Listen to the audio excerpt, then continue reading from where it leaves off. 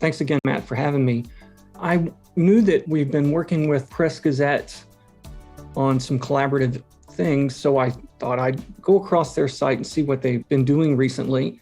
Right. And I came across this article on diversity in the ownership and dissemination of both digital broadcast and print news.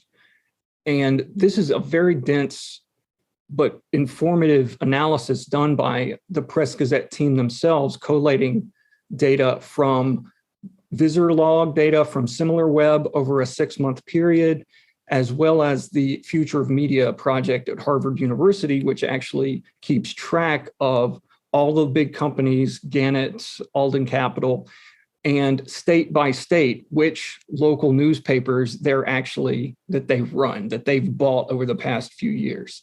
But I'll go ahead and play this video to kind of set it up. And then I want to spend most of the time looking at these bullet points, but these bullet points actually are encapsulated very well by some charts on the original article. So I thought we could kind of hop back and forth between those two, because just some of this language and numbers can be a little dense without the visuals. But let's start off with the video. Today we're highlighting a piece by Aisha Majid over at Press Gazette. The article, Who Owns the U.S. News? Market Share Analysis of Print and Online News Markets, discusses their analysis of diversity in the U.S. news market. The analysis utilized visitor data from SimilarWeb along with data from the Media Index of the top 7 big owners of daily publications from the Future of Media project at Harvard University. Here are a few of the big takeaways. Even the largest media outlet in the digital space, Rupert Murdoch's News Corporation, which owns FoxNews.com and the New York Post, only garnered 12% of the visits to the top 50 sites in the U.S., while smaller outlets, with a share of less than 3% individually, collectively accounted for 40% of visits to the top sites. A second metric presented in the analysis is that of ownership across media types, digital, print, and broadcast, with publicly traded companies making up close to 40% of the market share. However, nonprofit and private for-profit outlets follow with 27% and 17% respectively. Turning specifically to print, the analysis found that only 3 companies averaged over 1 million in circulation over a 6-month period in 2021: Gannett, Alden Capital, and Lee Enterprises, with a marked increase in acquisitions over the past decade. For smaller local publishers, the diversity numbers in the digital space are positive, but print continues to suffer, especially since the COVID-19 pandemic began. Our hometown offers these local newspapers sophisticated tools to increase their online presence so that even a reduced print circulation can be overcome. I got some questions for sure. What did you want to expand on here? Because maybe you'll just answer them. You want to start there? I'll basically start with this first bullet point, and it's basically of the big news conglomerates, they actually don't even put together match everybody else. So if I switch over to this chart, it'll be a little easier to explain. So any news outlet that has less than 3% market share was bundled into the other category. Okay. And then these are the big 7 as defined by the Harvard study. And so you can see that 12, 11, 10, all of that kind of stuff kind of gives us that there is a balance in the digital space between the kind of smaller outlets versus the combination of the big 7. And that was one I thought was the positive thing to be taken from this, is that even with all of their small paper acquisitions all over the place, that because they focus, I think, so much of their digital content through their bigger named properties, such as Fox News, NewYorkPost.com, stuff like that, that these smaller digital publications are able to actually achieve a decent amount of readership. And so if I jump over to where their first source was SimilarWeb, or a web tracking company, and as you can see, here's the top 5 news media outlets in the United States. They just as a splash screen, you got Yahoo, CNN, MSN, Fox News, and then the New York Times.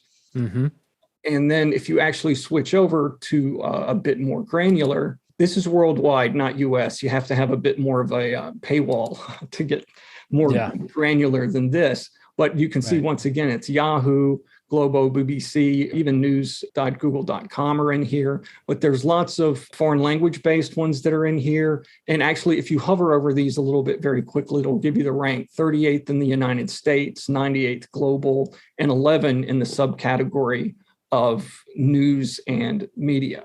Right. So what this chart is trying to tell us is that there is a lot of other stuff going on that's outside of the big seven conglomerates that kind of, as the other, if I slide down here again, Right. to the one of the dominants of these three companies, you notice there's a few of them that are right there: Gannett, Lee, and Alden Capital. Those are the ones that have the big print Right. circulations, but they don't dominate in the same way in the digital space. Right. Right. That kind of summarizes this first point. Okay. Gotcha. And if I jump back over, there was also a lovely look at who owns what. And it turns out publicly traded, those are some of the big conglomerations. Those are the ones that have CEOs, big boards, shareholders that have to be beholden to. Right. But right behind them are nonprofits. That's That is NPR, interesting. Yeah. AP News, stuff like that. And then, of course, that's followed by some of the private, but still for-profit. Mm-hmm. But a private for-profit, that's kind of like Bezos with Washington Post, where he's not beholden to shareholders in the same way that that the Murdoch stuff is, and things like that. Sure. And finally, I already touched on this a little bit, but when it comes to print, it's dominated by the big guys. They pretty much, over the past decade, I'll flick back one more time. This is the number of transactions, which basically equates to acquisitions of companies. And they specifically mention 2019 Gannett buying Fortress Media. And so these big companies have been doing that. And that has basically made a really big impact on print circulations.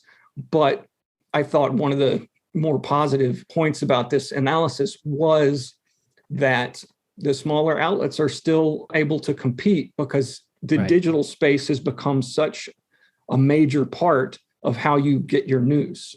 Right. I'll flip over, just since I mentioned SimilarWeb here, I'll also mention these are the big seven from Harvard's study. And you can basically go state by state and see who they own. Oh, wow. Okay. That's pretty cool. Yeah. And it has, owns 56 dailies from Alden. McClatchy has 30. Gatehouse Media, which is Gannett, has 260. And these are of course by state, but these numbers are their total ownership. Right. And so that's where it kind of, in the analysis, it was a bit of a hybrid between, okay, who owns these things, but that's what's been affecting print, but not affecting digital as much. It seemed to be kind of the big picture takeaway of all three of those points that I wanted to make in the article. Right, right.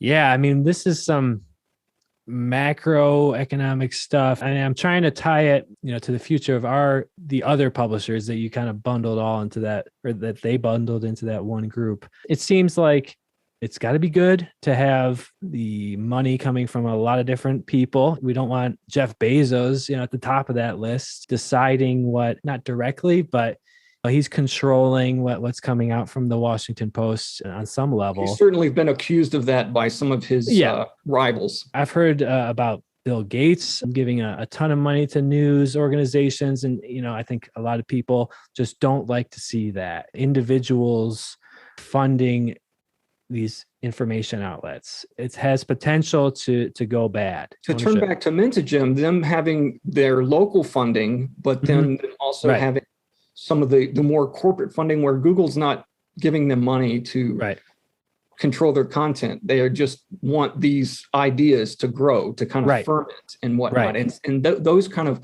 large money donations, I think, can be helpful. But absolutely, when you have some large conglomerate shareholder entity that's pretty much hacking your newsroom in half and making things more regional instead of local, more national instead of regional, it creates news deserts.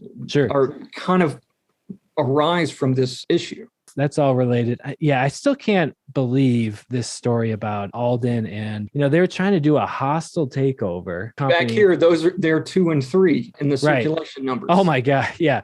That's what they're trying to do. They're trying to just merge and acquire to get bigger than Gannett, except for the really big guys that can afford to sustain an unprofitable product. Everyone else is dropping circulation. It's going to digital. That's my impression from this. It seems like a large company like Gannett, right. They're going to keep printing probably the longest, because they this can. Even mentions right here, merging the Harvard Future of Media List and Dailies and the UNC News Deserts project. Right. I mean, News Deserts is like a real problem. I think this next chart kind of deals with that. Yeah. Right. Look who owns what in each state, and you look at how much local news has suffered, depending on how many of their local news dailies have been bought by one of these guys down here. Right. Percent share of daily newspapers. Okay.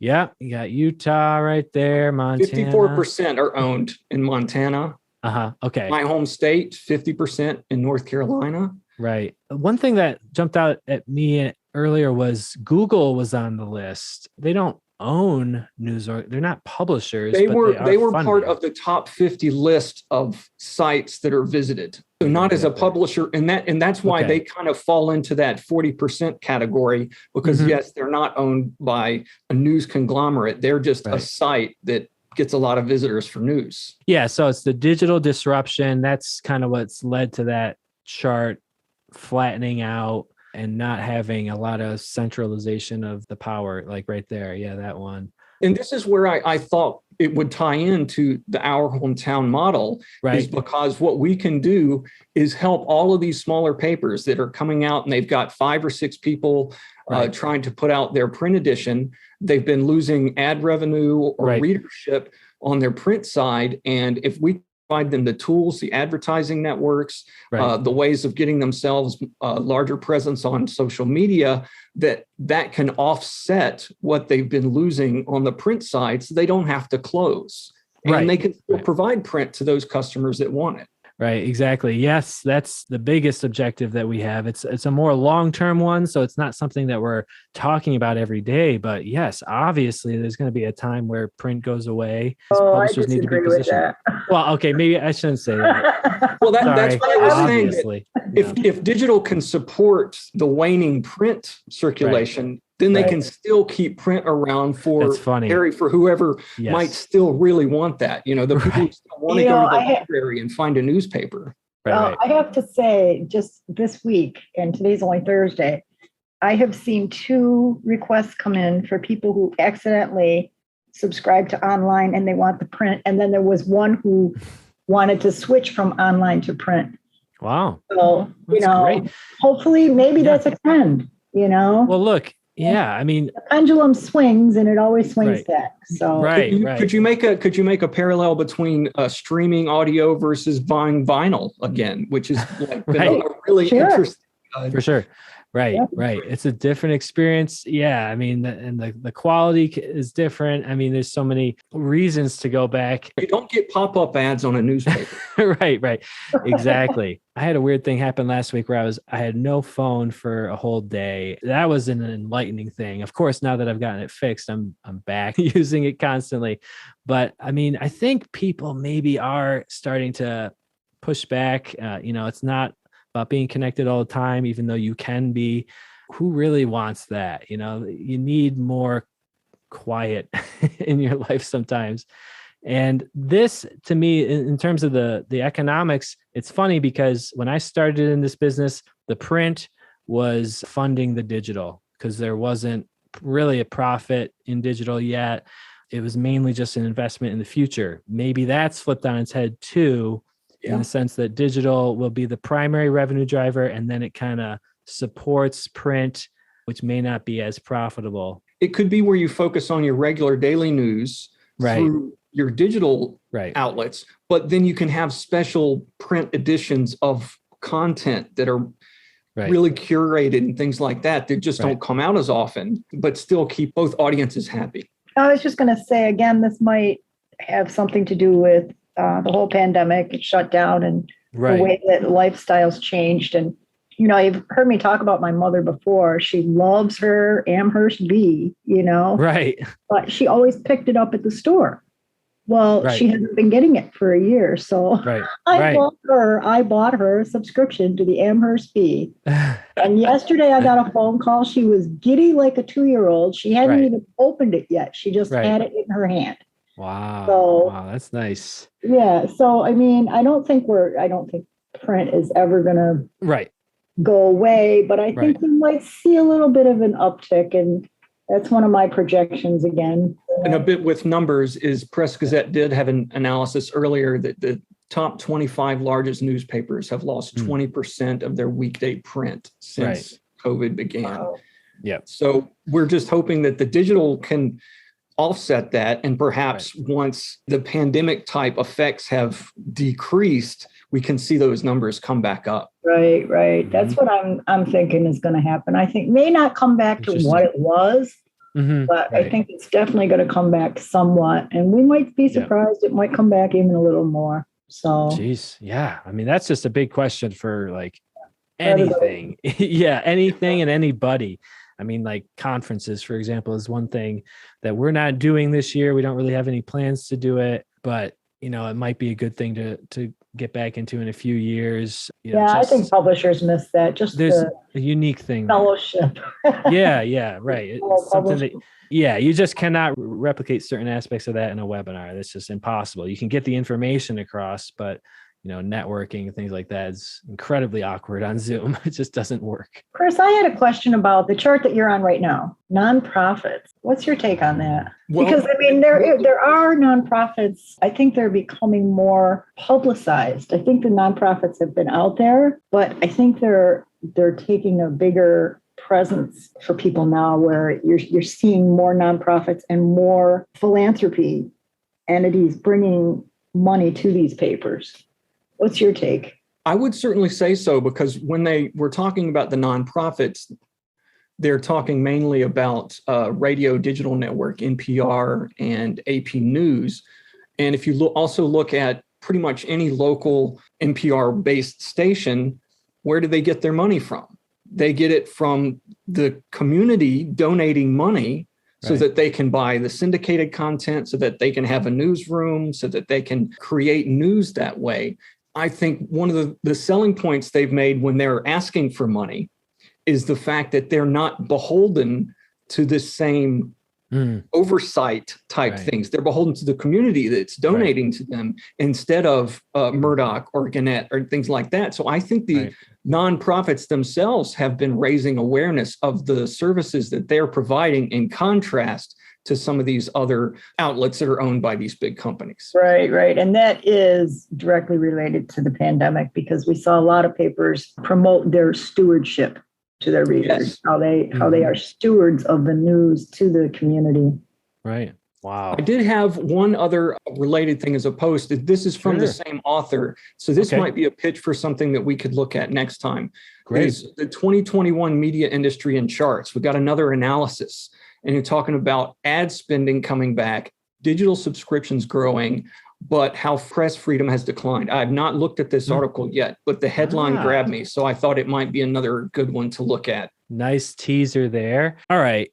Very cool. Anything else you want to go over, Chris? That was wonderful. Well, no, thank you very much. This was just something that caught my eye, and definitely, I love this kind of analytics and looking at as you said, the macro thing and how that's affecting our industry. But then when it showed how there is still diversity in the digital side, that is what gives me hope for what we can do at our hometown. Local independent ownership. Yeah. We should make this a yearly thing. Let's look, make a note to look at this time next year and see the ownership. Yeah. Definitely.